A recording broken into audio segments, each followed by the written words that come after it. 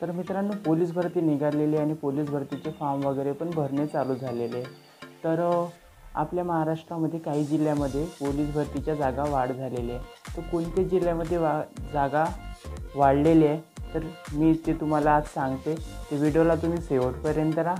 चला आता आपण व्हिडिओला सामोर जाऊया.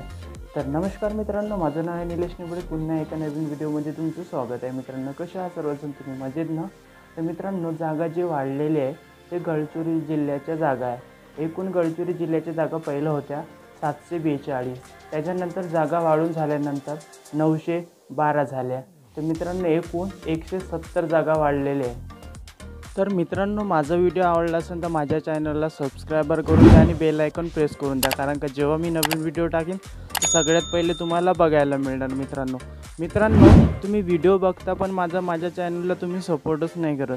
तर प्लीज माझ्या चॅनलला थोडं सपोर्ट करा आणि माझ्या चॅनलला सबस्क्रायबर करा, कारण का तुमचा एक सबस्क्रायबर केल्यानंतर मला खूप मोटिवेशनल मिळते व्हिडिओ बनवायसाठी. तर असेच माझ्या चॅनलला सपोर्ट करा प्लीज.